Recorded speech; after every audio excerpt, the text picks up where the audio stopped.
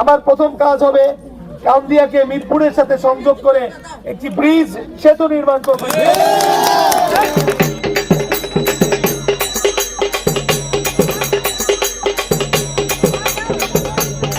সাভারে থাকাকালীন গত 54 বছরেও একটা ব্রিজ হয় না।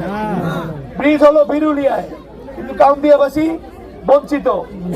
তাই আমি কাউন্দিয়াতে কথা দিয়েছি, আগামীতে ফুটবল মার্কায় আপনারা দেশের ছেলে, স্থানীয় ছেলে, আমাকে নির্বাচিত করলে 24 ঘন্টা যে কোনো সময় পাবেন। আমি শুধু ওই পারেই গাবতলীতে আমার সব অফিস বাসা, আমাকে ডাকলেই পাবেন। আমার প্রথম কাজ হবে কাউন্দিয়াকে মিরপুরের সাথে সংযোগ করে একটি ব্রিজ সেতু নির্মাণ করব। কি বুকে বাংলাদেশ আর হাতে বিদেশি? এই যে হোয়াইট প্লাস প্রো সেনসিটিভ স্কয়ারের। কাউন্দিয়াতে মাতৃ সদন, মা ও শিশু ক্লিনিক করা হবে ইনশাআল্লাহ আপনাদের জন্য। সবচেয়ে বড় কথা, আপনারা অসুস্থ হলে অ্যাম্বুলেন্সও আসতে পারে না। তাই আপনারা যারা বয়স্ক মুরব্বী আছেন, ব্রিজ দেওয়ার মাধ্যমে আপনাদের দ্রুত চিকিৎসার ব্যবস্থা করা যাবে সরকারের সাথে। পাশাপাশি খেলার মাঠ এবং যত উন্নয়ন দরকার, যদি আপনাদের সমস্যা থাকে, যে সমস্যা আপনারা বলবেন, আমি শুধু সেটাই করব। বিশেষ করে তরুণ যারা আছে তাদের খেলার জন্যই কিন্তু আমার এই প্রিয়, আগামীতে বিশ্বকাপ ফুটবল আসছে, এই ফুটবল মার্কা সব বাচ্চা কাচ্চা সবার কিন্তু প্রিয় জিনিস।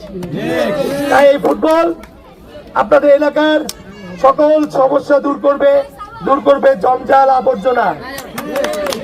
এই মিরপুরকে আমার দেশের মিরপুর, আমার মাটির মিরপুর, আমার নারীর টান। তাই আমার যে দরদ থাকবে, অন্য দলের প্রার্থীরা তারা অন্য এলাকার ভোটার, তাদের বাসা বাড়ি অন্য এলাকায়, গ্রামের বাড়ি ব্রাহ্মণবাড়িয়া, মানিকগঞ্জ, তাদের দরদ নাই। আমার বাবা 50 বছর শুধু মিরপুরের উন্নয়নে আপনাদের পাশে থেকে কাজ করেছে। আমি চেষ্টা করেছি 17 বছর, আমার 80টি মামলা ছিল।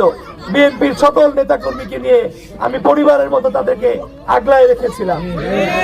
তাই আমি ছিলাম, আমরা আছি, আমি থাকবো। দেশের ছেলে দেশেই থাকবে। আমার মৃত্যু হলেও কবরস্থান এখানে গাবতলী। তাহলে এরকম লোককে বেছে নিতে ভুল করবেন না। আপনাদের অনেক অনুন্নত জীবনযাত্রা, এটাকে শহর বানায় ফেলবো ইনশাআল্লাহ।